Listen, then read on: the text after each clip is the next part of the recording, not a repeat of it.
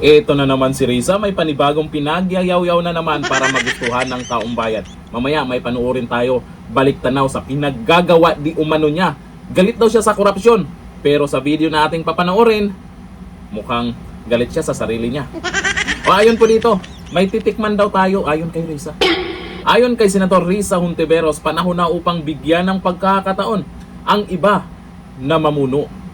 Anya, kung ihalin tulad sa pagkain, mabuting tikman din ang ibang putahe.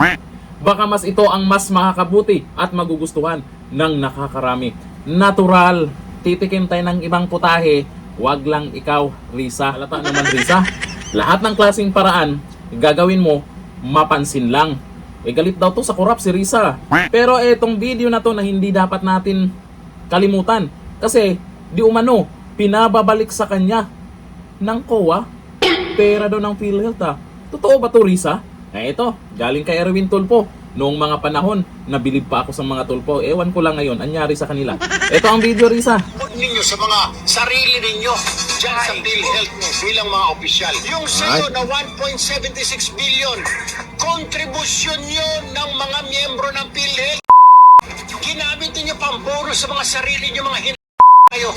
Bibigyan nyo ng ang lalaki na ng sweldo nyo, bibigyan nyo sarili nyo ng mga bonus allowance. Sige, 1 milyon yung mga board members.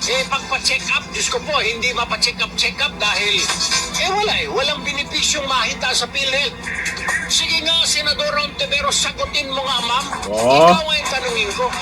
Nasaan na yung 1,760 million na pinamudmud ninyo sa mga sarili ninyo bilang opisyal ng PhilHealth noong 2015? Nasaan na? Pinapasoli na sa inyo ng COA, subalit hindi pa ninyo sinusoli.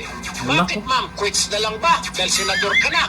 Ngayon, ikaw, Hontiveros, yung ang mga tanong mo, late ka kasi, purong lagi kang late. Kaya dapat itawag sa'yo, the late Risa Hontiveros. Lagi kang late. Akala ko dati pag senador, pag naboto sa Senado, matatalino. May mga pala. At ito po yung dalawang pinaka... Ngayon kaya kayang sabihin ni Erwin Tulfo yan? Magkasama na sila sa Senado? Diba? Nag-iba ang ihip ng hangin ng dalawang Tulfo nung naging senador na. Tama nga naman, siya mismo nagsabi, itong si Erwin Tulfo, na hindi lahat ng mga naging senador ay matalino. Diba, Erwin Tulfo?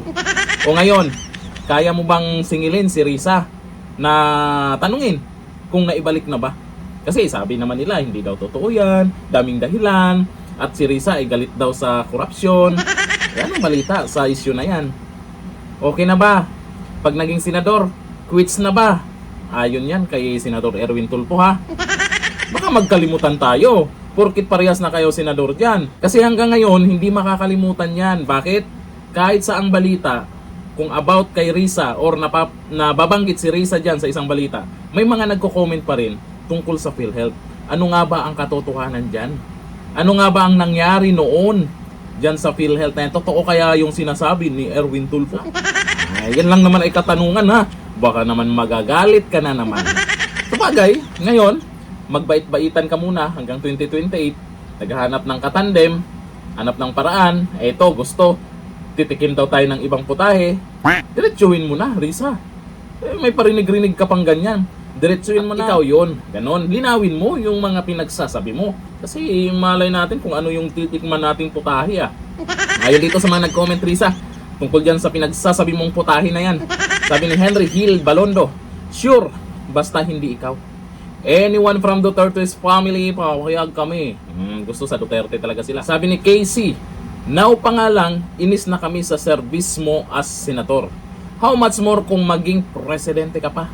We want a Duterte brand of leadership. That's it. Hinahanap talaga ng karamihan kung ano yung pamamaraan ng mga Duterte. Unang-una, yung naging resulta sa ginagawa ni Tatay Digong. At hanggang ngayon makikita po natin kung anong meron sa Davao City. Gusto ng mga tao, hindi lang Davao City ang malinis. Hindi lang Davao City ang safe. Dapat buong Pilipinas. Paano natin gawin yan? Duterte ang ilagay sa Malacanang. Hanggang dito lang. Thank you. Bye-bye.